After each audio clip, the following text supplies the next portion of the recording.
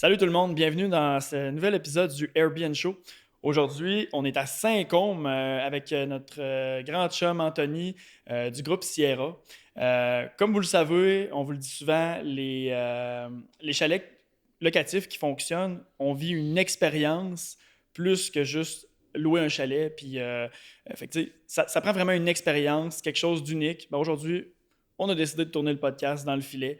C'est quelque chose qui marche vraiment bien dans les chalets. C'est quelque chose qui se démarque. On voit de plus en plus ça dans nos chalets locatifs, des filets suspendus. Celui-là, il est quand même immense. Là. Je sais pas, il doit faire genre 12 pieds, peut-être par 8 pieds de large. C'est assez incroyable. Bonjour, messieurs. Ça va bien, Anthony? Salut monsieur, oui, ça va très bien toi? Yes! PO, en forme? Salut Matt, en forme comme toujours. Ouais, quelle heure qu'on s'est levé le matin pour venir monter ici? On s'est levé à 4 heures. Ben, en réalité, on s'est levé. Ouais, c'est ça. On s'est levé à 4 heures pour prendre l'auto à 5 heures à Québec pour venir rencontrer Anthony. Yes. Fait que, une belle ride, il faisait pas super beau, mais on s'est rendu pareil.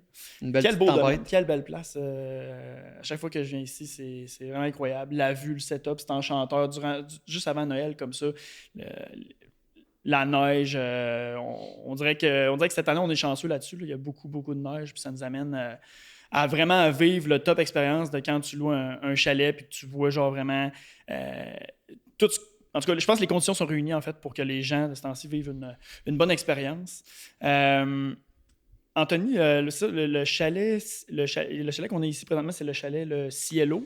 Ouais. Dans le fond, c'est un ami à toi, je pense, qui a ce chalet-là. C'est un de nos clients en fait, un de nos premiers acheteurs dans le domaine qui a mis ce chef-d'œuvre-là en place sur le terrain 56 du domaine Versailles. On le voit pas là, mais il y a une vue complètement panoramique sur la vallée de Saint-Côme au complet. Puis c'est un modèle, en fait, c'est notre modèle Borca de 1400 pieds carrés, habitable, 3 chambres. Puis là, il l'a vraiment setupé, tu sais, pour avoir de quoi de nice là, pour la location court terme avec un filet flottant, un foyer. Il a mis bien du gear, là. Il a bien compris les enseignements qu'il a suivis avec nous là, avant de C'est se quelqu'un qui avait lancer. suivi votre formation? Oui, c'est quelqu'un qui a suivi notre formation qu'on fait quelques fois par année, je dirais 3 fois par année, là, le défi chalet. On est déjà rendu à notre 8e cohorte qui va avoir lieu en fait là, qui commence le lundi 13 janvier. Fait que, tu sais, c'est comme un bootcamp là, qui dure une semaine, qu'on voit exactement tous les fondamentaux, tout ce que tu as besoin de savoir avant de te lancer dans un projet d'investissement de chalet locatif. Parce que des questions, tu peux te demander le financement, ça marche comment? C'est-tu fait pour moi? Là, la réglementation, ça marche comment? J'ai entendu dire que là, mon beau-frère, il pouvait le faire, mais là, il ne peut plus le faire. Fait que là, c'est quoi les règlements? Comment ça marche le zonage avec ça? La gestion, hein? Comment ça marche si tu veux le gérer, si tu veux le mettre entre les mains d'un professionnel?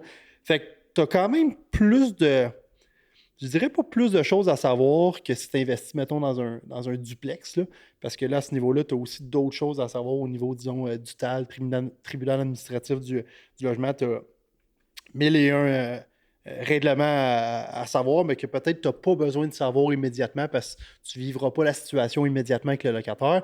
Mais en chalet locatif, tu as besoin de connaître le rouage de départ pour prendre action puis pour ne pas te planter au final. Tu sais. Moi, quand j'ai commencé il y a 6 ans, il y a bien des choses que j'aurais aimé savoir. Ça m'aurait sauvé du temps sur ma prospection, ça m'aurait sauvé du temps sur ma procédure de financement.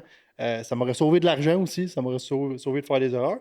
Fait que, long story short, oui, on fait ces genres de formations-là pour accompagner les gens, surtout les nouveaux investisseurs dans ce type de projet-là. Puis après ça, ben oui, il y en a qui achètent et qui deviennent propriétaires ici au domaine. Mais tu sais, tout ce qu'on voit là-dedans, c'est applicable pour n'importe quel type de projet en investissement chalet locatif au Québec. Fait que la réglementation puis tout ce qu'on voit ou les règles au financement, ça va être bon pour n'importe quel projet de cette nature-là dans la province du Québec. Puis on en parlait en montant en char un matin, PO. Quand on a commencé, nous, tu sais, il y a 10 ans, avec les premières constructions de chalets, Ouais.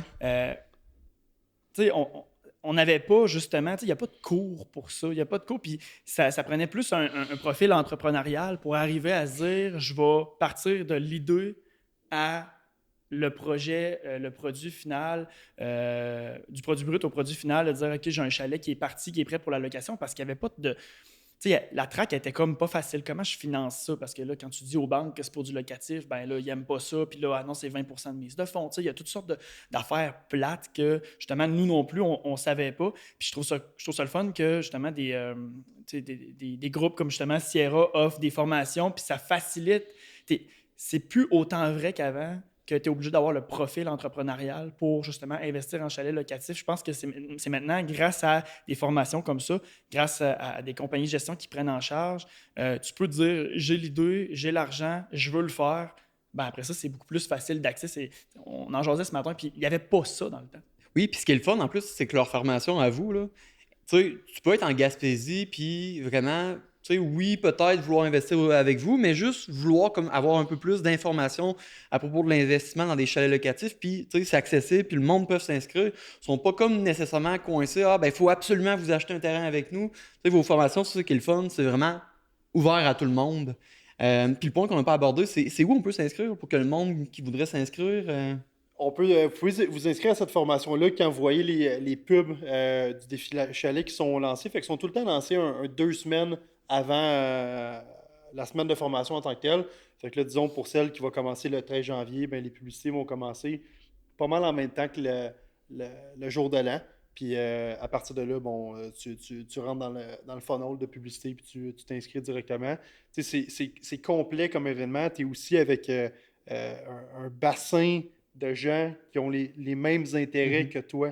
Puis, tu sais, vous le savez, le réseautage, le partenariat, c'est extrêmement puissant dans tout type de business et surtout en immobilier.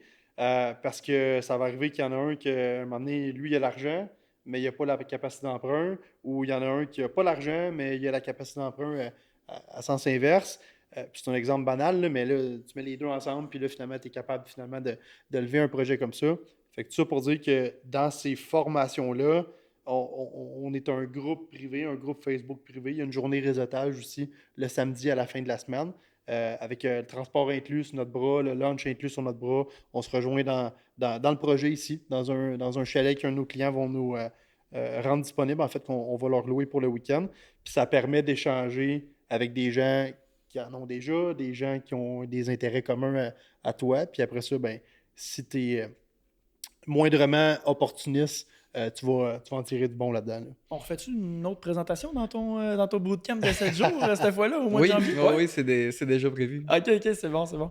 Mais ce qui est le fun, Nathan, je veux juste rajouter un point. Ouais. Ce qui est le fun aussi dans l'information-là, puis quand on rencontre le monde, c'est que des fois, ce qu'on a vu dans le passé avec Chaletto, là, des fois, il y a du monde qui sont hyper manuels, mais que, tu sais, côté administration, ils savent qu'ils sont pas bons, c'est pas leur force.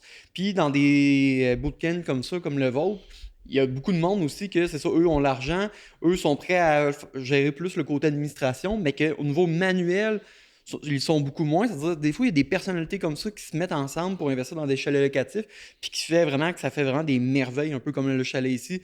Sans dire qu'ici, c'est ça qui s'est passé, mais vraiment, ça donne des beaux chalets comme le chalet ici, tout simplement. Là. En fait, PO, c'est un super bon point que tu amènes. Notre client ici, c'est exactement ce qui s'est passé. Il a fait un partenariat avec quelqu'un qui était déjà proche de lui, mais que lui, il est plus comme un investisseur financier justement dans le projet. Il ne voulait pas s'en occuper.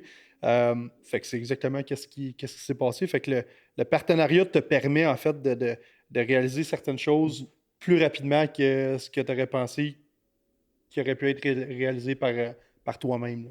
Ouais, puis tu sais, Matt, c'est un de mes meilleurs amis depuis longtemps. Puis ce qu'il me dit toujours, puis ça va vraiment s'appliquer à ce que tu viens de dire, c'est que tout seul, tu es capable d'aller beaucoup plus rapidement, mais tu vas moins loin.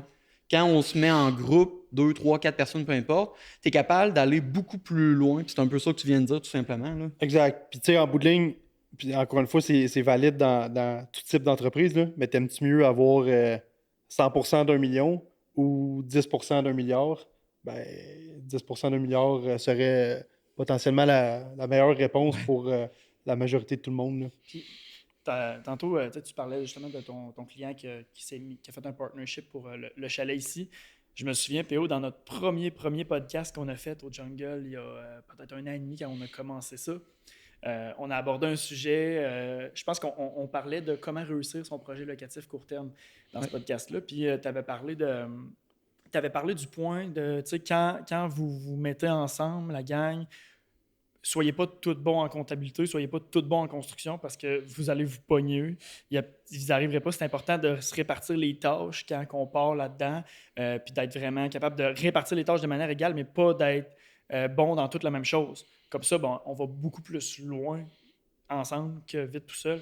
Je voulais faire une parenthèse là-dessus, puis excusez, je dévie rapidement sur un autre sujet parce que d'entrée de jeu, on n'a pas parlé, mais le chalet ici, bon, on a parlé du filet, tout ça, mais une affaire que je trouve qui est vraiment bien, puis qui est pensée, on dit souvent ne pas bâtir un chalet comme si c'était ta maison, il faut que tu le bâtisses pour du locatif court terme. Moi, selon moi, pourquoi ce chalet-là est fantastique pour ça, c'est l'air ouvert est incroyable. Ouais. On a une immense aire ouverte. Les chambres sont juste d'une belle grandeur, pas immense. Il n'y a pas des garde-robes avec des walk-ins. C'est complètement inutile dans un chalet locatif court terme. Les espaces ouverts, tu sais, c'est niaiseux, mais le plancher en béton, c'est parfait. Tu échappes une bière sur un plancher en béton, la bière va perdre. C'est pas ta céramique ou quoi que ce soit. Le béton, c'est parfait, c'est beau, c'est chic. Plancher chauffant, ici, le plancher il est chauffant en grandeur. Donc, le béton, c'est le meilleur produit pour transférer la chaleur en termes de plancher chauffant. Donc, en plus d'être beau, c'est efficace. Tu rentres, tu es confortable. Tu as le foyer dans le coin, un immense divan avec la big télé, l'îlot, la table, puis le filet. Tout ça dans le même espace ouvert. Fait que tout le monde peut comme être ensemble dans la même pièce. Il est vraiment bien pensé, ce chalet-là. C'est un chalet de 8 personnes très confortable. Puis il est bien pensé, puis il a été bien aussi meublé, puis bien équipé dans le sens que, c'est niaiseux, là, mais des peignoirs, là, le monde tripe à avoir ça dans des chalets, puis il n'y en a pas tant que ça qui l'offrent. Il y en a quand même quelques-uns, là, mais c'est vraiment, ça a l'air niaiseux, mais un peignoir, c'est un luxe de plus qu'on retrouve ici. Là. Puis aussi, au niveau du bain, ils fournissent un genre de sel de bain pour rendre l'expérience de personnes qui vont prendre le bain unique, là, c'est-à-dire vraiment, oui, ils l'ont bien pensé pour la construction, mais en plus, ils l'ont bien comme équipé à la fin. Là. Ça, c'est ça coche. Là. Oui, puis tu sais, on parlait tantôt dans la visite guidée, la terrasse extérieure, puis tu sais, la solution facile ici, ça aurait été de se dire on va mettre le spa près sur la terrasse, mais ils l'ont mis sur le côté, ce qui est une christie de bonne idée parce que tu préserves l'intimité. Il y a encore beaucoup d'arbres, tu sais, c'est pas tout déboisé, fait que ça reste que, malgré que c'est un développement qui est quand même en effervescence assez incroyable, tu perds pas l'intimité quand tu arrives ici. Fait que vraiment, tu sais, c'est un exemple parfait de chalet pensé pour du locatif court terme. Fait que, tu sais, c'est une erreur classique, on le voit tellement quand on parle à des nouveaux propriétaires. Je veux faire ça, je veux faire ça, je veux faire ça, je veux faire ça. Ouais, t'as peu, là, tu sais. Je prends toujours l'exemple là, puis je t'en ai avec ça, mais les thermopompes, tu sais, je vais mettre une thermopompe centrale. Hein. C'est parce que ça coûte combien une thermopompe centrale? Tu peux te mettre des mini-splits, ça va faire la job, les gens vont être confortables, ça va te coûter le quart du prix, tu sais. Fait que ça dépend de ce que tu veux faire, mais tu sais, dans le locatif court terme, tu veux que ce soit rentable. Pour que ce soit rentable, il faut quand même que ton prix d'achat, ton coût de construction reste raisonnable. Mais bref, ici, vraiment bien pensé, je suis là quand on est entré tantôt, tout de suite, ça m'a claqué aux yeux comment ça a été réfléchi vraiment pour du locatif court terme. Good job, Freddy. C'est le chalet de Freddy. Puis, une des affaires en réalité que, puis je pense que je le dis presque à chaque fois, là, que le monde oublie, mais c'est vraiment à la fin, c'est de mettre des espaces de rangement qui sont fermés, qui sont accessibles juste à l'équipe de ménage pour le propriétaire. Puis ici, ils l'ont fait, là, au moins, c'est ça qui est le fun.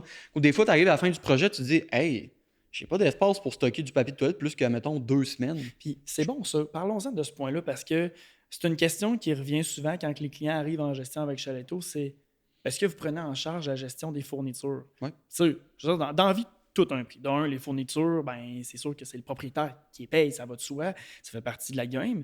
Mais là, le propriétaire, souvent, son concern, c'est OK, mais je les stocke où?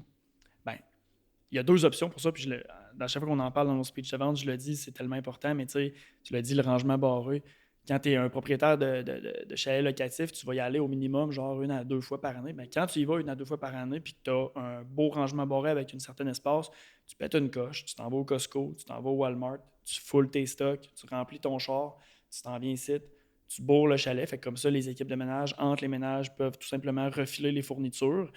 Parce que sinon, ton autre option puis ta seule et autre option, c'est de sous-traiter ça à l'équipe de ménage qui va à 100% peut-être le prendre dans un entrepôt. Nous, on a plusieurs équipes, entre autres JM Prestige dans le coin qui est super, qui ont un entrepôt puis qui nous dépendent vraiment souvent.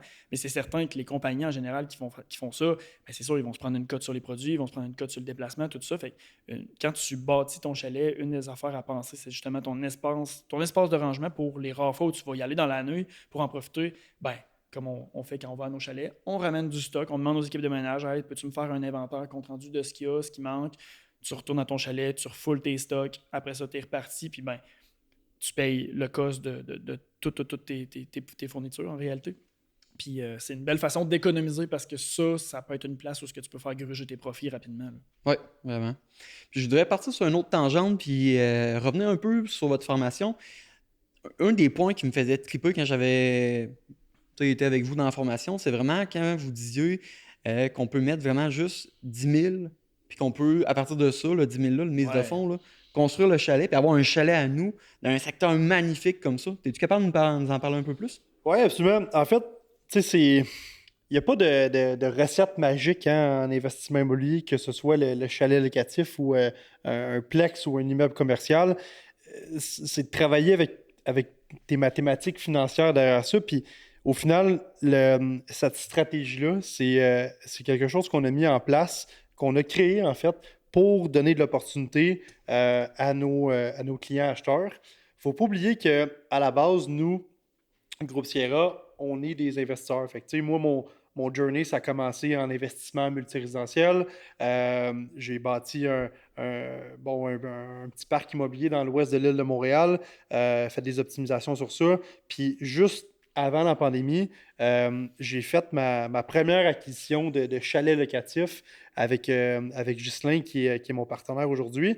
Puis c'est là que tout a pris une tournure finalement. Là. Fait qu'on a eu des étoiles dans les yeux avec notre premier projet de chalet. On en a fait un deuxième, on en a fait un troisième. On a finalement tombé sur les opportunités de développement. Puis tout ça a été à cause qu'on était venu ici à Saint-Côme.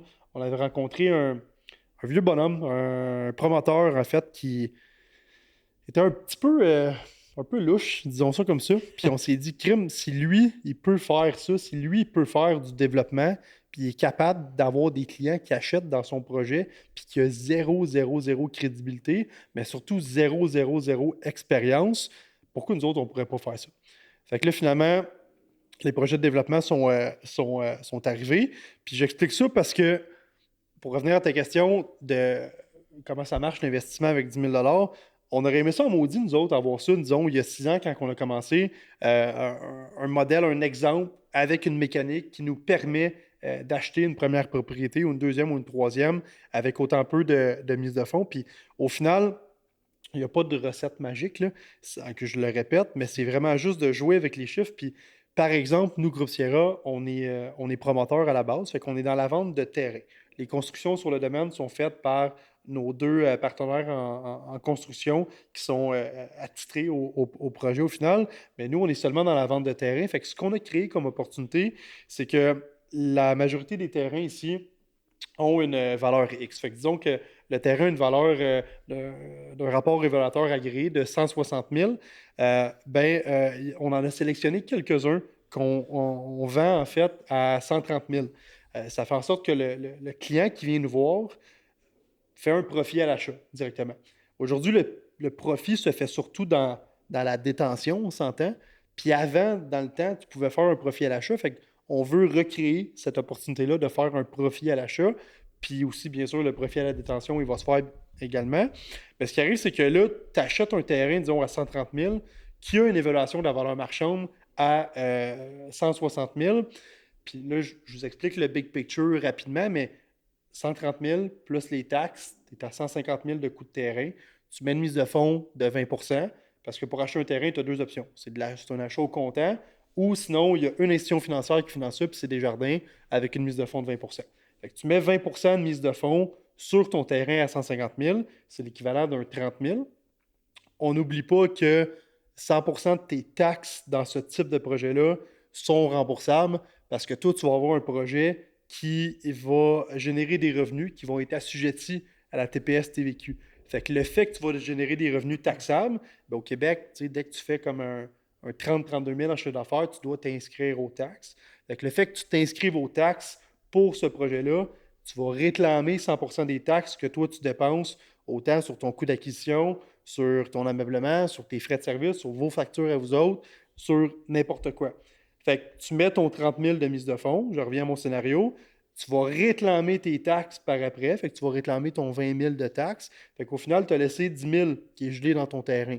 Puis là, tu te retrouves avec un terrain qui a une hypothèque de 120 000, mais qui a une valeur marchande de 160, 170 même.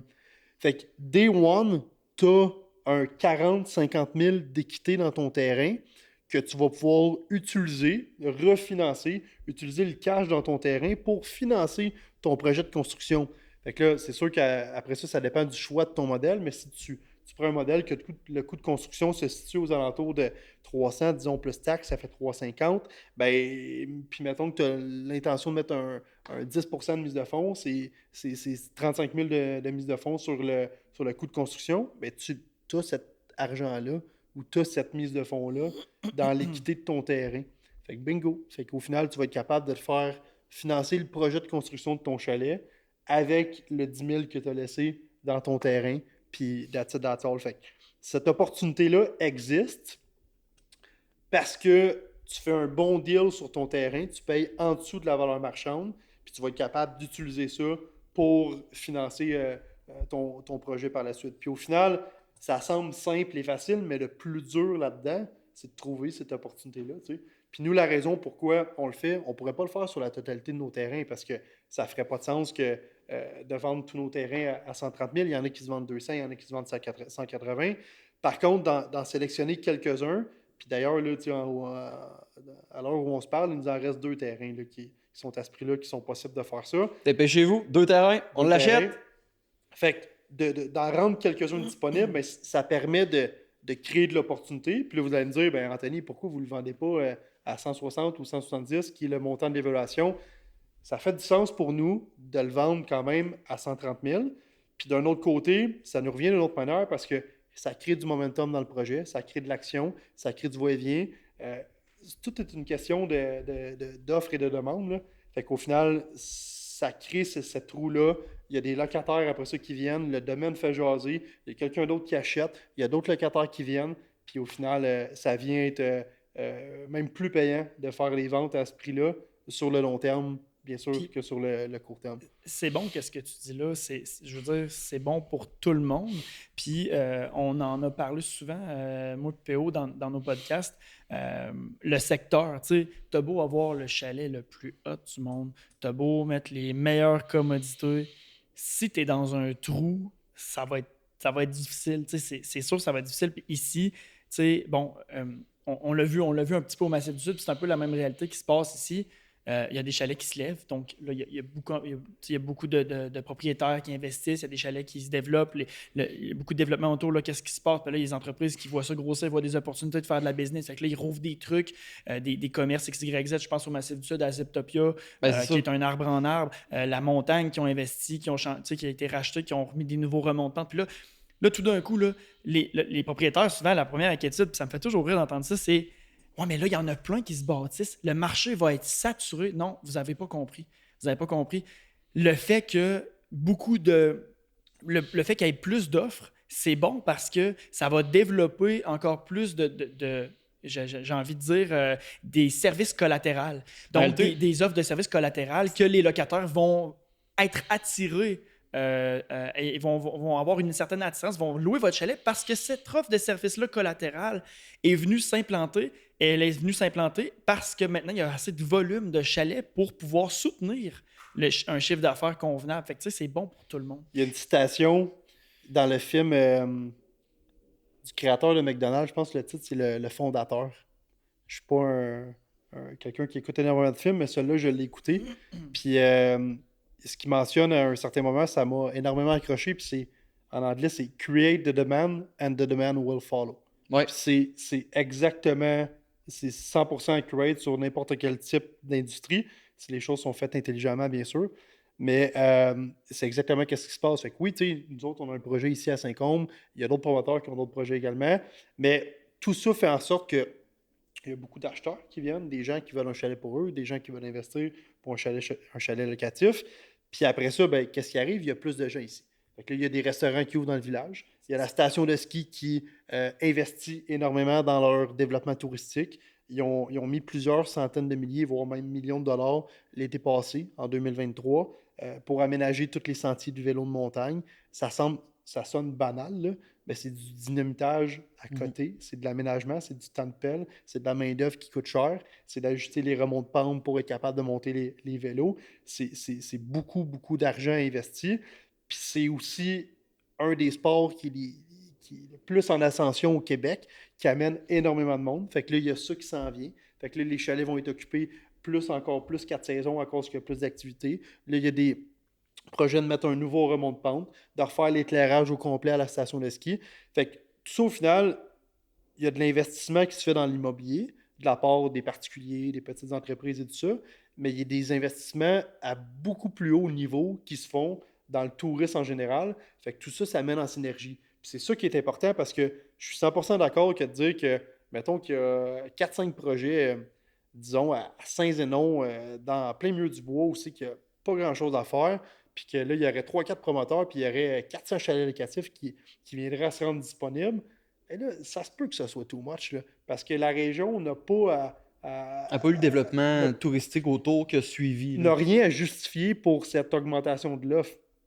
Mais là, à Saint-Côme, tu as la station de ski, tu as la rivière l'Assomption, tu as le parc régional de la Forêt-Waro, tu as le parc régional des Chutes à Bulles, tu as les sentiers fédérés de skidoo, de VTT, de side-by-side, tu as la seule station de ski qui est éclairée en soirée dans la Nadière, tu es à 1h30 de Montréal. Fait qu'il y a un paquet de facteurs qui font en sorte que c'est un hub touristique qui a tout à offrir. Oui, c'est différent de Saint-Sauveur. Oui, c'est différent de Tremblant. Il n'y a pas le même nightlife. C'est beaucoup plus une destination de chalet, de plein air, de sport. Tandis qu'à Tremblant, tu as des gens qui vont louer une propriété là-bas pour sortir, aller au casino puis aller virer une brosse au bar. Saint-Côme, c'est une dynamique qui est différente. C'est plus une vie de chalet, c'est plus du sport, c'est plus du plein air. Puis il y a aussi cette offre-là dans le village de microbrasserie puis de restaurants. Fait que c'est très complet comme destination. Puis on l'a vu au Massif du Sud, admettons, qui est un secteur plus immature, on pourrait dire. C'est un secteur que ça fait longtemps qu'il se développe. Ça a pris quand même une dizaine d'années avant que... Ben pas une dizaine d'années, mais mettons 5 ans avant que les acteurs suivent la tendance à se développer aussi rapidement que la demande s'est développée en termes de chalets. Ça veut dire que c'est normal que l'année numéro 1, qu'admettons, il y aurait 100 chalets qui se construisent ici, c'est sûr qu'il ne va pas avoir 10 nouveaux acteurs touristiques qui vont construire aussi, admettons, d'un autre bar ou un restaurant. C'est normal que les acteurs touristiques vont suivre dans les 2-3 années du début des projets comme là. Puis, tu sais, j'aimerais ça qu'on en parle de ça, PO. Tu m'ouvres une porte que je trouve hyper intéressante. Tu sais, ça arrive souvent, puis dans n'importe quel domaine ou whatever, qu'un propriétaire ou un futur propriétaire nous approche et dit « Qu'est-ce que vous pensez du secteur? Pensez-vous que c'est saturé? Pensez-vous que je vais rentabiliser mon projet? » C'est une question qui revient tout le temps. Puis, tu sais, ça reste l'immobilier. Puis l'immobilier, il faut que tu sois patient. Puis peu importe comment tu regardes ça, ça va toujours finir par être rentable. Je pense à nos chalets qu'on a bâtis il y a 10 ans qui ont coûté 400 000. Ouais, j'allais dire 350, mais 350 à bâtir plus le terrain. Ouais. Ça l'année passée, c'est quoi l'évaluation? 1,3 million, les 2 chalets. Man, on a de l'équité à mort là-dedans. C'est trippant, là. Je veux dire, au final, le coût de construction, ça revient peut-être 750, 800 000 pour les 2 chalets. On a une prise de valeur de 500 000 sur un 10 ans. Là. Puis, on réutilise ça, on relève d'autres chalets. Fait que le plus dur, c'est de commencer, puis d'essayer de péter cette barrière-là, de la peur, de se dire, ça va-tu marcher, ça va-tu... C'est sûr que ça va marcher, c'est de l'immobilier. Il faudrait vraiment royalement que tu payes un prix complètement déraisonnable, puis que tu gères mal tes trucs pour l'échapper. Est-ce que tu vas faire du gros cash flow positif en partant? Ben, peut-être pas. Tu vas être à la limite break-even ou un peu cash flow positif. Mais là, c'est là que ça devient vraiment important de parler avec les bonnes personnes du début du processus, mettons, comme Anthony, qui souvent prend en charge le client quand il est intéressé, à la fin du processus où justement une compagnie de gestion comme nous, Chaletto, on va venir accompagner le client dans des optimisations très micro, très au day-to-day, mais qui vont faire en sorte que le projet va être rentable. Donc, pour répondre finalement à cette question-là, est-ce que mon projet va être rentable? Ben, ça dépend beaucoup de vous. En fait, ça dépend beaucoup de vous, les propriétaires, de comment vous allez choisir avec qui vous allez faire affaire, puis aussi comment vous allez... tu sais, faut pas être émotif, donc c'est important d'être vraiment bien entouré quand on fait ça, puis de prendre les bonnes décisions clés, mais ultimement, ton projet, il va que prendre de la valeur, peu importe la façon que tu le regardes, peu importe le secteur. Il y a des secteurs qui sont meilleurs que d'autres. Puis, tu sais, clairement, ici, l'effervescence est incroyable. C'est sûr que c'est bon. Fait que, tu sais, oui, peut-être que tu regardes un terrain. Je t'ai donné tantôt un exemple comme ça à Saint-Zénon. Puis là, tu dis, hey, à Saint-Côme, moi, le terrain est pas mal plus cher. OK, mais il est plus cher, pourquoi tu penses? Il y a une raison, là. Puis dans 2 ans, ton terrain que tu vas payer 150 000, ben, peut-être bien qu'il va en valoir genre 195, 200. Fait que, tu sais, ça, c'est important à prendre en compte. Dans la prise de valeur, c'est la plus grande richesse que tu peux. Tu sais, c'est le plus grand levier que tu peux avoir en immobilier. C'est vraiment important. Puis le secteur ici, moi, il me fait triper, puis c'est en explosion Tu sais, dans totale. le fond, en immobilier, tu as 3 sources de revenus. Fait que tu as ta plus-value, tu as ta capitalisation, puis tu as ton cash flow. La plus-value, tu ne la contrôles pas, mais souvent, c'est la plus grande source de revenus parmi tes 3. La capitalisation, tu la contrôles. C'est un calcul hypothécaire, tu sais exactement qu'est-ce que tu capitalises à tous les mois selon ton terme de financement. Puis ton cash flow, tu peux le prévoir, mais tu ne peux pas exactement le savoir non plus en chalet locatif parce que c'est variable. Puis ce qui arrive, tu donnais un exemple d'investir, disons, dans un terrain à Saint-Zénon ou un terrain à Saint-Côme. Oui, tu vas potentiellement payer moins cher. Par contre, quand tu es dans une localisation AAA, ben, ton bien immobilier apprécie énormément plus vite que si tu es dans un secteur secondaire ou tertiaire. Le même principe quand tu achètes un immeuble, si tu achètes un duplex à Saint-Louis-de-Gonzague, complètement dans l'ouest sud de Montréal. Peut-être que vous ne connaissez pas, c'est plus dans le coin de Québec. Non. Mettons que tu achètes un duplex dans ce coin-là, puis tu achètes un duplex qui est situé prime spot à Verdun-Saint-Henri, c'est sûr que tu payes plus cher. Mais c'est garanti que tu as une plus-value énorme, puis que chaque dollar investi dans ton immeuble, dans ce coin-là, tu mets une pièce, il prend 3 pièces de valeur. Fait que c'est le même principe, tu sais, dans ta localisation, location.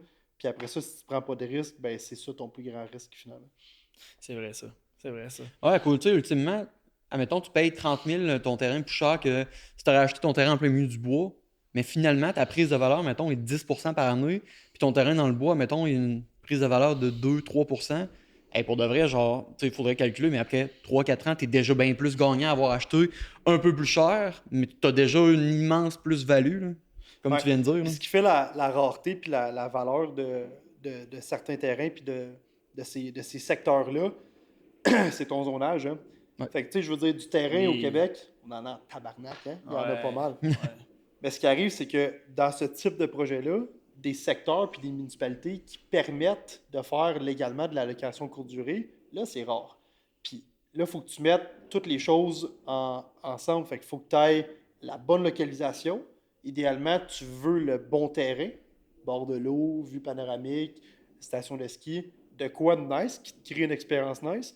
Puis en plus, le bon zonage. Fait que si tu maîtrises ces 3 aspects-là, location, un terrain qui sort de l'ordinaire, puis le zonage, puis t'es all set. C'est vraiment important qu'est-ce que tu dis là, le zonage, on n'en parle pas assez. Mon Dieu, j'ai des histoires d'horreur de propriétaires, justement, que nous autres, qui ont bâti des chalets là, à 700-800 000, puis tu sais, ils se sont fait avoir par la ville ou whatever parce qu'ils ont viré leur terrain de bord parce qu'il n'y avait pas quelque chose de signé, tu sais, puis ils ont perdu justement le droit touristique court terme qu'ils étaient supposés avoir, puis finalement, ils ne l'ont pas. C'est fucking important, ça, le zonage. Puis je pense que c'est pas encore officiellement par les institutions financières considéré comme un point de valeur, mais au niveau marchand, ça l'est. Tu sais, tu l'as dit tantôt, tu achètes un terrain, puis Day One, il passe de 160 à 170 000 de valeur, puis des fois, c'est juste parce que, justement, tu as le droit de location court terme. On se les dit souvent, PO, avec le dernier petit chalet qu'on avait bâti ensemble, le chalet où la coûte. Ouais. Le coût que ça nous a coûté le bâtir versus ce qu'on s'est fait offrir, il y a quelqu'un qui est débarqué. 6 mois après, 6 mois après, quelqu'un qui nous a offert quelque chose comme 300 000, 325 000. Le chalet nous a coûté genre 200 000 avec le terrain à bâtir. Puis, tu sais, on a refusé parce qu'il n'était pas à vendre, mais en même temps, on se disait, ben, tu sais, tu m'offres 300 000, 325 000. Déjà, moi, dans mon mindset, c'est que je ne l'ai même pas affiché, puis tu viens me voir, clairement, il en vaut 350. Là, Ouais. fait que c'est la prise de valeur comme ça d'un produit qui tombe à locatif court terme, c'est pas, je pense, officiellement encore reconnu comme quelque chose qui a de la valeur aux yeux des institutions financières. Par contre, au niveau de la valeur marchande, ça l'est définitivement. On parlait des institutions financières. Je pense qu'on demain ou après-demain, on va nous annoncer encore une baisse. Fait que là, on va tomber dans un Une momentum. baisse du taux directeur. Là, Ouais, une baisse du taux clarifier, directeur, oui, désolé. Probablement encore une baisse de 0,25. Là. Ouais. 0,50, ça serait complètement magique. Sam, il veut 0,50, là, mais Ouais, je m'attends à du 0,25. Là. Mais ça va être bon pour tout le monde, ça, en réalité. Là, on s'entend, l'inflation est plus contrôlée. Fait que la baisse là va nous amener justement à accéder à des taux d'intérêt plus intéressants, plus élevés. Plus élevés, plus bas. Ouais, c'est ça. La baisse du taux directeur va nous non. amener des taux d'intérêt plus bas, puis que ça donne une capacité d'emprunt plus accessible, je pense, pour tous les acheteurs potentiels. Fait que, ça va être un beau moment. Puis on sort d'une période creuse, une période plate. Là, on entame l'année 2025 avec... j'aurais pas pu espérer ça, un retour aussi rapide, mais l'année 2023 était terrible. Vraiment, pas pour tous nos propriétaires, mais mettons, je vais donner un exemple bien simple d'un de nos chalets personnels qui faisait en moyenne à peu près 90 à 100 000 de revenus, excluant revenus de ménage, vraiment revenus d'hébergement par année. Cette année, on a fait 65 000, je pense, avec ce chalet-là. On a été obligé de le refonter au complet. Ça a été une année qui a été remplie d'enjeux, qu'il a fallu s'adapter. Mais là, on sent que ça tend à redécoller complètement par l'autre sens. On voit les locations qui rentrent. Ouais, depuis un bon 3 mois, 4 mois, on voit qu'il y a un autre boom touristique. On passe beaucoup de temps à réajuster nos tarifications dynamiques parce qu'on sent que ça repart. Là. Ça reprend vie comme il faut. Puis, heureusement, on arrive à la mi-décembre puis il y a déjà énormément de neige au Québec. Ça, c'est plaisant. C'est de l'or blanc qui tombe. Oui. Puis tantôt, on parlait des municipalités. Là. Puis, je l'ai déjà dit, je pense, 2-3 fois. Il y a plein de trucs que je me répète souvent. Tu parlais de 5 trucs de Montauban, je sais pas quoi. Là. J'allais pas les nommer. Là. Il y a beaucoup de municipalités qui disent qu'ils sont comme ouverts aux touristes, qu'eux-mêmes disent ça va amener du développement, ça va amener de l'argent dans la municipalité. Mais que finalement, ils disent, mais qui réglementent tellement le fait de pouvoir avoir un permis que en réalité, ils ne sont pas ouverts. On a des municipalités au Québec qui disaient qu'ils étaient ouverts, mais qui ont limité à un chalet dans des secteurs immenses pour un chalet locatif. Ça faisait que, à selon qu'il y avait 1 ou 2 chalets autour du lac, il n'y a plus personne qui pouvait se construire autour du lac avec un pouvoir de permis locatif. Il faut faire attention, puis ça, je le répète souvent. Il faut vraiment que vous assurez, comme ici, comme un peu au Massif du Sud, comme plein d'autres secteurs à Québec, au Québec, mais assurez-vous vraiment que la municipalité, c'est pas juste des belles paroles qu'ils disent, mais qui sont vraiment open, avoir un beau développement touristique, puis qui acceptent les zonages touristiques, puis qui ne limitent pas à du 10-20% comme on voit dans des endroits. À cause du 10-20%, ça va vite, là. Ça se peut qu'il y a 10 personnes qui ont acheté dans le même secteur que toi en même temps. Eux qui sont plus vite que toi pour construire, ça se demande leur permis avant toi. Puis là, tu l'as construit un chalet locatif. Ton chalet, tu le termines. Tu allais faire ta demande à la ville, mais là, c'est trop tard à cause qu'il y a 2-3 personnes qui sont construites avant toi. La contingence est dépassée. Ouais, mais c'est ça. Puis ça, c'est des secteurs... J'essaie de ne pas dire de mots québécois, là. C'est des secteurs de moins bonne qualité. Chercher un terme adéquat à dire. Là. Parlons-en ça un petit peu, Anthony. Comme ici, c'est le domaine des hauts sommets, c'est ça? Oui. Bon, ici, tous les terrains que tu achètes, toi, mettons, tu es capable de dire day one au client, ce terrain-là, tu peux l'acheter avec un droit de location court terme. Fait que ça, c'est propre à chaque municipalité. Hein? Comme vous savez, chaque municipalité va dicter ses règlements de zonage. Ouais. Puis, c'est super important pour quelqu'un, justement, qui magasine un chalet, qui soit au courant de ça marche comment dans cette ville-là. Parce que je pense à, disons, dans les Laurentides, anciennement, Saint-Adolphe-d'Howard, autorisait la location court terme sur l'ensemble de leur territoire de la municipalité. Par contre, comme tu disais, chaque propriété devait être à une distance où il devait avoir un nombre maximum. Fait que chaque propriété devait être à une distance maximum de 500 mètres à vol d'oiseau. Fait que là, tu te dis, OK, parfait, mon terrain le permet, mais y a-t-il quelqu'un autour de moi? Fait qu'il y a des municipalités qui fonctionnent comme ça. C'est permis, sauf qu'après ça, il y a des maximums sur des rues, il y a des maximums à avoir à vol d'oiseau ou quoi que ce soit. Il y a d'autres municipalités, comme ici, disons, à Val-Saint-Côme, que c'est pas tous les secteurs de la ville qui le permettent. Fait qu'il y a des, sur la carte de zonage, tu vois que le secteur, disons, villageois, que c'est pas permis pantoute. Plus dans le coin de Val-Saint-Côme, ben là, il y a des zones ici. On est dans la zone 403 qui permet le zonage là, pour chalets locatifs. Fait que assurez-vous de faire vos due diligence comme du monde d'acheter. Puis la meilleure manière de regarder, oui, tu peux aller voir en ligne sur la carte de municipalité, sur la carte de zonage de la ville, mais appelle au département de l'urbanisme directement pour savoir qu'est-ce qui se passe, qu'est-ce qui s'en vient, est-ce que j'ai le droit, est-ce que vous avez des changements réglementaires qui sont en cours de route. Puis en parlant de changements réglementaires, c'est deux mots qui peuvent faire extrêmement peur, right? Tu te dis, crime, je m'apprête à investir 5, 6, 7, 800 000 dans projet de construction neuve. Là, je vais-tu me faire couper l'herbe en dessous des pieds, puis j'aurai plus le droit de faire de la location court terme? Bien, honnêtement, si vous avez un chalet locatif, mettons notre client ici qui a ce chalet-là, si jamais il y a un changement de zonage dans la zone 403, puis le locatif court terme n'est plus autorisé, ça va être une super bonne nouvelle pour lui parce qu'il va bénéficier d'un droit qui est acquis. Fait qu'au final, si tu t'embarques dans le projet aujourd'hui, puis il y a un changement de zonage dans 5 ans, bien, ça veut dire que toi, tu as un droit acquis. Puis ton droit acquis, c'est un droit qui est transférable à un prochain acheteur. Le droit, il n'est pas à ton nom non plus. Le droit, il est associé au numéro de cadastre de ton terrain.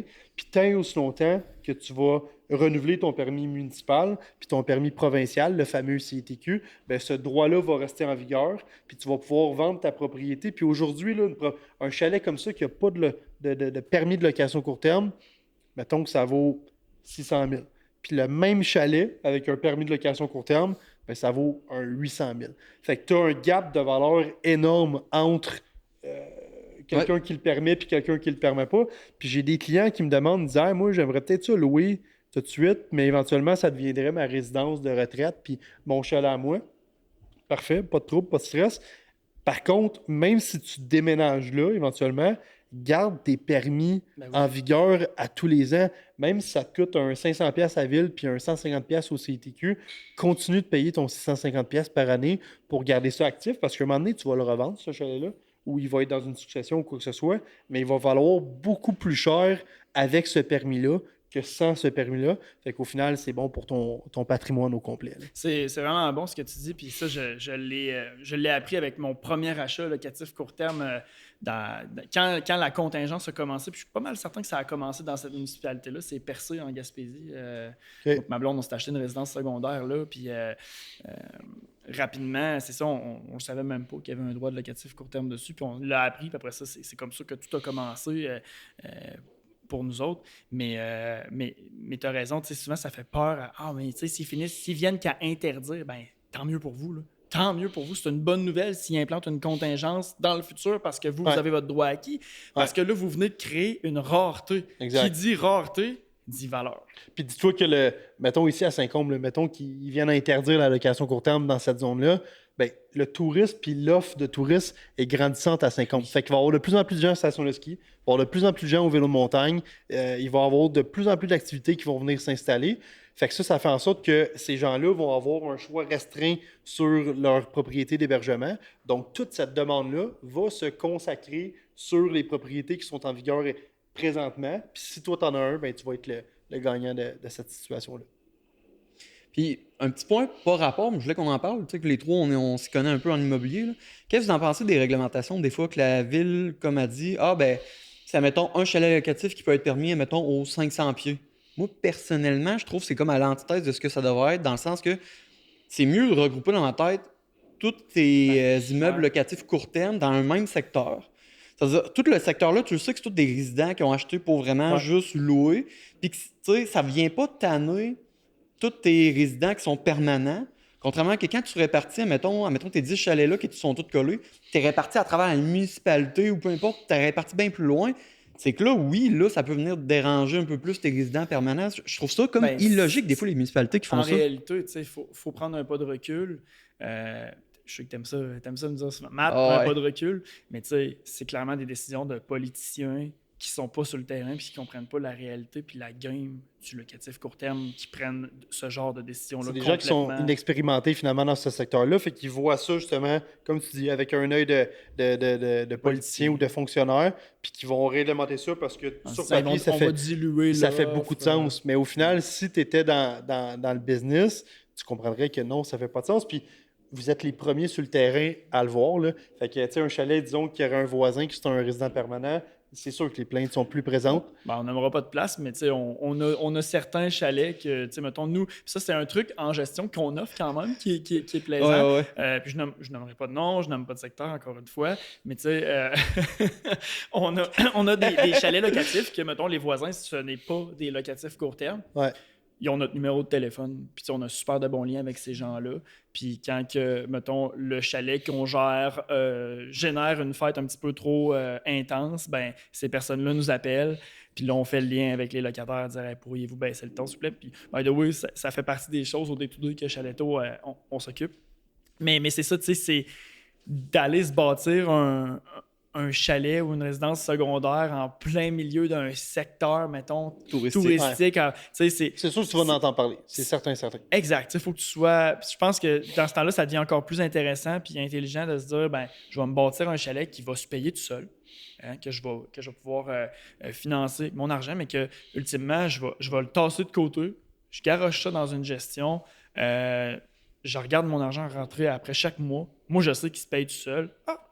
Une fin de semaine, 2 fins de semaine dans l'année, je me pète un trip, j'ai envie d'impressionner tous mes chums, ma famille. Venez-vous-en à mon chalet, paf, il arrive, il capote. On s'en va faire du ski toute la journée, on se part un feu, prendre une bonne bière, une petite bonne bouffe.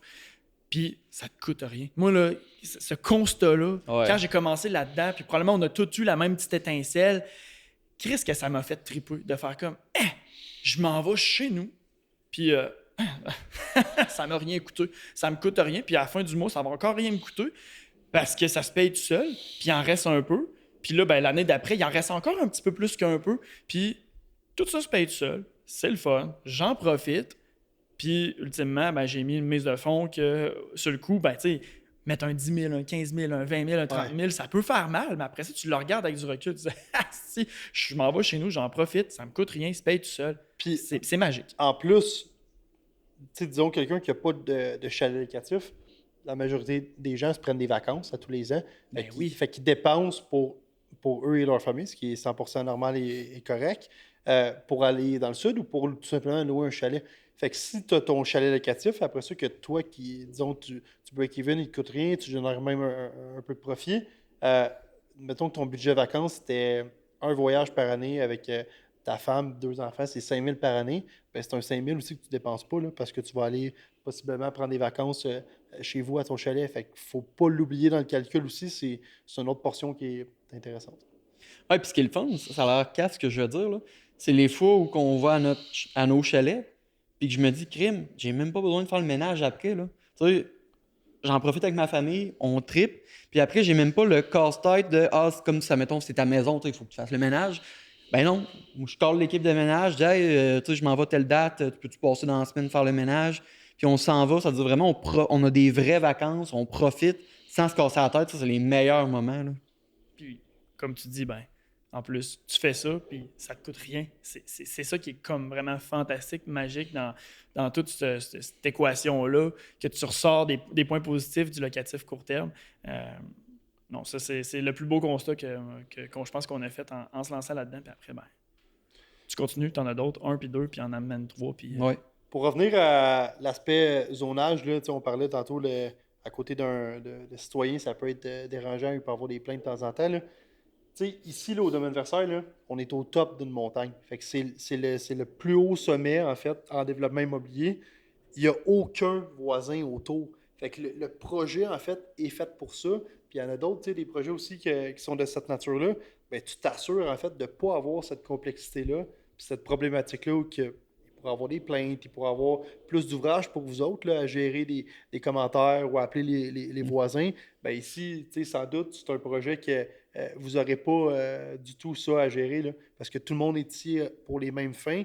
Quand on a un client qui achète, il est au courant que le zonage permet de faire du locatif court terme. Oui, on en a plusieurs clients qui disent « Hey, moi, mes enfants font des cours de ski à Val-Saint-Côme, fait qu'on va être ici à tous les week-ends de telle date à telle date. » Puis ils savent très bien qu'est-ce qu'il va y avoir autour d'eux. Je ne veux pas dire encore une fois que c'est problématique de la location court terme. Moi, personnellement, en 6 ans d'être là-dedans, j'ai jamais eu une mauvaise expérience ou des bris ou des affaires de pas d'allure, des histoires d'horreur. Là. Je pense que le pire qui est arrivé, c'est qu'une chaise de cuisine a cassé. Là. Fait que... C'est ça. Mais, petite anecdote, le secteur, il attire vraiment beaucoup de gens là, ici. Là, on s'entend, c'est vraiment populaire. Puis il y a beaucoup de gens, comme n'importe qui profitent du fait d'avoir justement une offre de service comme ça pour s'évader une fin de semaine, puis qui ne sont pas nécessairement habitués de sortir des conditions de route, que je dirais, de ville. Là. Ce qu'on a vécu en fin de semaine. Puis là, c'est pas fini, mais il a fallu s'adapter. Mais j'aurais jamais pensé avoir besoin en gestion locative de faire ça. Mais là, on est obligé de prendre les gens par la main et de dire « Hey, est-ce que vous avez des bons pneus d'hiver? » Je pense qu'en fin de semaine, on a eu 4 clients dans le ditch. Puis là, tous les remorqueurs disaient « Les gars, je suis désolé de vous le dire, là, mais vos clients sont en tailleur d'été ou ils ont des tailleurs finis. » C'est ça, le remorqueur en fin de semaine, dit mot pour mot, ils sont illégaux sur la route. Là, depuis, c'est des dangereux, mais tu sais, c'est probablement que ça fait là, sur Sainte-Catherine, là, ou je sais pas. Là, dans les villes. Ouais, c'est ça. Mais Chris, man, ils arrivent avec des tailleurs finis. Je te dis, là, les communes auto, ils n'ont pas fait leur changement encore? Non, les communes auto, c'était correct. Ouais, c'était des privés qu'on a beaucoup qu'on a vus, mais tu sais, j'aurais jamais pensé être obligé de faire le message de dire hey, vérifiez vos pneus. Tu sais, si vous avez des pneus d'été puis que vous vous plantez dans le ditch, ben, tu sais, vraisemblablement, on va être là pour vous aider, mais on ne sera pas responsable de ça. Là. Puis, on a eu des clients là, en fin de semaine, là, ils étaient fâchés, ils voulaient qu'on rembourse le towing. Mais, excuse-moi, j'ai parlé avec le towing, puis il m'a dit que tes tailleurs étaient finis. Là. Fait que, non, je suis désolé. Là, mais un client bien préparé, tu sais, si tu gères ses attentes, puis dans votre message d'envoi, soyez certain d'avoir un véhicule 4x4 pour la période de l'hiver, disons. Après ça, tu sais, s'il veut chialer, écoute, mon homme, je te l'ai dit. Oui, 100%. Mais tu sais, on s'est promené un peu ici, puis la vérité, c'est que tu n'as pas nécessairement... Je pense que c'est un plus-value d'avoir un 4 pattes, à tout le moins. Mais tu sais, ça se fait quand même bien. Mais si tu arrives avec des tailleurs finis, puis surtout que tu n'as pas des grands skills de driver, mais ça se peut que ça se passe un petit peu moins bien. Bref, c'est une anecdote. C'est drôle à quel point, des fois, il faut prendre les locataires par la main. Puis ça peut être un petit peu frustrant puis pain in the ass quand tu te lances dans l'autogestion de ton chalet, de prendre ça en charge en réalité. Puis c'est là qu'on entre en jeu puis que c'est intéressant parce qu'on développe des outils justement pour... je dirais, encadrer puis aider ces gens-là. Mais c'est surtout que tu ne te fais pas appeler à des heures raisonnables. Là, quand ça arrive, il est souvent 9h30, 10h le soir, puis les gens sont en panique, puis ils crient après. Là. Fait que... Oui, puis c'est ça. Puis, tu sais, en termes de gestion, il faut toujours faire attention de ne pas rentrer dans l'émotivité avec le client. Pour le client, c'est sûr qu'il vit un problème, peu importe c'est quoi. Admettons, il se plante dans le clos, peu importe. Lui, il est émotif. Mais il ne faut pas il ne faut pas qu'il réussisse à nous transmettre son émotivité puis que nous, on devient aussi émotif. C'est sûr que peut-être qu'il va dire « Hey, là, remboursez-moi tout de suite, je me suis planté dans le clos. » Puis là, il ne faut pas commencer à dire « Ben, ça n'a pas rapport, c'est non niaiseux ce que tu dis. » Il faut prendre un pas de recul, juste dire à la personne « Hey, on comprend ce que tu vis. Pour de vrai, je ne voudrais pas être dans ta situation. C'est pas le fun. Par contre, on est là pour t'aider, mais c'est sûr que c'est pas de notre responsabilité si t'as pas été toi responsable et t'as pas mis tes pneus d'hiver, admettons. Puis le côté-là, il est quand même dur, surtout au début, là, de pas vraiment, de bloquer l'émotivité du client, puis pas vraiment de l'encaisser puis de la subir, puis donc nous-mêmes devenir émotifs avec des réponses qui sont donc moins professionnelles. Puis je pense que c'est important ça, puis c'est ça qui fait un peu notre différence. Le but, c'est de générer des reviews positives, le plus possible 5 étoiles, qui fait que tu as une récurrence, mais surtout, puis on le vit tous ici, là, quand on voyage, première chose qu'on regarde, c'est le statut, c'est-tu un super host, y a-tu des bons reviews en arrière de la cravate, fait que c'est vraiment important. Là. Ça, c'est un art, là, ce que vous faites, le service à la clientèle, puis de répondre dans les minutes qui viennent aux locataires, de gérer des situations de crise qui ne sont pas réellement des crises, là, fait que des problèmes qui ont l'air plus gros, mais comme tu dis, tu restes très neutre dans tout ça, parce que le but, c'est que la location se passe bien, que le client ait un bon review, puis que tout s'enchaîne très, très bien, tu sais. Puis c'est pas tout le monde, tu sais, je veux dire, on a beaucoup de gens qui investissent au projet, qui achètent un chalet locatif. Il y en a qui c'est des professionnels, il y en a qui sont extrêmement occupés, il y en a qui sont pas dans le service à la clientèle pantoute. Fait on comprend l'aspect qu'on veut toujours être le plus rentable possible. Mais moi, je viens tout le temps à dire, écoute, pour un frais de gestion de 15 puis tu sais, on connaît l'industrie. L'industrie, je veux dire, tu as des frais de gestion des fois qui vont jusqu'à 30. Le premier chalet que j'ai eu dans le coin de Shannon, j'avais 30 de frais de gestion. Fait que là, oui, c'est assez coriace, mais vos frais de gestion sont plus que raisonnables. Puis tout ça, moi, je reviens au client, je lui dis, écoute, pour sauver, mettons que tu fais 60 000 en chiffre d'affaires, puis votre frais de gestion seulement, c'est 15 fait qu'un 6 000 en frais de gestion, t'es mieux de le mettre entre les mains de professionnels du monde comme vous autres que de gérer tout ça, de passer ton temps là-dessus parce qu'il est moins geary que vous autres. Fait que lui, il n'y a pas de système en place pour gérer ça. Puis tout le temps qu'il a mis là-dedans, ben, il aurait potentiellement été mieux de mettre plus de temps à sa job ou faire de l'overtime ou faire ci ou faire ça. Puis au final, il aurait fait plus d'argent que de sauver 7 000. Mais la mentalité humaine est faite qu'on veut tout le temps économiser, on veut tout le temps sauver de l'argent. Mais c'est parce que souvent, tes actions vont faire en sorte qu'au final, oui, tu vas sauver sur ça, mais au final, tu aurais fait bien plus si tu avais eu quelque chose de bien geary qui aurait. Premièrement, tu aurais généré plus de réservations, tu aurais pu mettre ton temps sur d'autres actions, de la prospection pour trouver ta prochaine opportunité. Fait qu'au final, ça devient pas mal plus payant de la mettre en gestion. Ben, c'est bon ce que tu dis, Anthony. Excuse, PO, je te laisse aller après ça. Mais un point pour faire du pouce sur ce que tu dis, c'est des fois, il y a des erreurs qui peuvent être très coûteuses. Tu sais, tantôt, PO disait de ne pas tomber émotif, ne serait-ce que pour les remboursements, les dédommagements. C'est pas long, c'est 7 000 $ là, en remboursement, dédommagement. Ça, c'est un point. Après ça, ben, quand tu mets ton chalet en gestion, règle générale, les clients ont deux objectifs. Un, ne plus avoir à s'en occuper, que ce soit sur le pilote automatique puis qu'ils n'en entendent plus parler. Mais deuxièmement, c'est de faire plus de cash aussi. Fait que, nous, avec notre système, comme tu disais qu'on est gearé, ben, on vient justement essayer de renforcer ça pour aller générer plus de revenus, ce qui fait en sorte que ça va éponger le 15 % qu'on charge. Oui, comme il vient de dire, notre frais de gestion souvent disparaît. Mais ce que je voulais rajouter, c'est souvent, en réalité, la personne qui, admettons, qui a géré son chalet 2-3 ans par elle-même, elle nous le donne en gestion. Puis c'est là qu'elle constate, hey, j'aurais jamais pu m'acheter un deuxième chalet. Juste un chalet, j'étais déjà un peu à côté à la gorge. À 8 h le soir, quand j'avais fini de souper, il fallait que je réponde aux clients. Le temps des fêtes, il fallait que je réponde déjà aux clients. Ça veut dire, j'avais pas le goût comme d'en acheter un deuxième. Mais hey, les gars, depuis que je suis avec vous, on se l'est fait dire. T'as rien à faire. C'est ça. Maintenant, j'ai le temps pour finalement me racheter un deuxième chalet. Puis finalement, donc, doubler ma rentabilité. Parce que la personne avait comme plus le temps de pouvoir investir dans un autre chalet, mais à cause de nous, maintenant, elle a le temps d'augmenter son investissement puis donc d'augmenter sa rentabilité. Là. Puis on n'oublie pas que c'est quoi qui est le plus payant? C'est ta plus-value. Fait que si tu es capable de mettre 2 plus-values à la place de une, ben ça vaut plus qu'un 7 000 $ de cash flow de plus par année, right? Définitivement. Définitivement. Fait que là, quel est le meilleur moyen pour s'acheter un terrain au domaine des Hauts-Sommets? C'est qui qu'on contacte? Comment ça marche, Tony? Prenez contact avec nous, avec Groupe Sierra. Ouais. Ça va être moi ou notre directeur des ventes, Vincent Malo, qui va prendre en charge, organiser, voir si c'est un bon projet qui est fait pour le client. Faire une analyse de besoin. On a aussi un courtier hypothécaire qui travaille avec nous conjointement pour les dossiers du projet.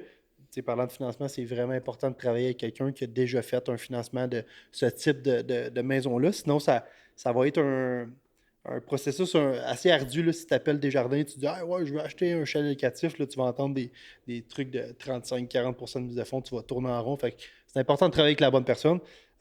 Puis, si c'est quelque chose qui fit à tous les niveaux, on va organiser une visite ici au domaine des Hauts-Sommets. Venez voir les terrains. On est en ouverture de la phase 3 présentement dans le domaine Versailles, qui est le plus haut, en fait, sommet en développement immobilier à Val-Saint-Côme. Puis déjà, de la phase 2, ça correspond au plus haut sommet. Mais dans la phase 3, on s'en va reacher le top de la montagne. Les vues sont complètement panoramiques. C'est un peu brumeux aujourd'hui, là, mais on est haut en tabarouette. Fait qu'on fait le tour du projet, puis après ça, c'est de tomber en amour avec un terrain, tomber en amour avec un modèle. Puis nos terrains sont également disponibles pour autoconstruction. Fait que si le client veut avoir un chalet en bois rond parfaitement personnalisé, achetez-vous un plan ou faites-vous faire un plan sur mesure par un architecte. Puis au final, vous allez être capable de le bâtir sur l'un de nos terrains ici au domaine. Puis là, dans le fond, ce que j'ai cru comprendre tantôt, Anthony, c'est que votre prochain bootcamp, en tout cas la semaine de formation est à venir. Là, on parle du début / 13 mi-janvier. janvier, qui disait. Oui, exact. C'est ça? Fait que là, c'est normalement, on faisait un 5 jours de formation du lundi au vendredi. Mais on a plein de commentaires, de bons commentaires.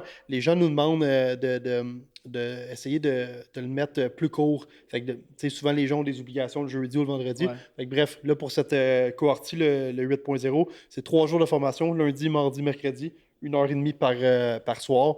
On a un lunch and learn avec moi le jeudi. Fait que si les gens ont des questions plus précises ou vraiment pas personnelles, leur situation personnelle, mais adaptées à leur situation, à leur projet, je vais être là pour leur répondre le jeudi. Puis le samedi, c'est la journée ici au domaine réseautage, lunch, transport, visite de terrain au complet.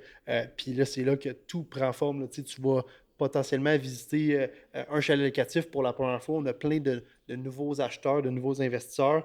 Puis là, tu rentres là-dedans, puis tu vois vraiment qu'est-ce qui te plaît, qu'est-ce qui te plaît moins.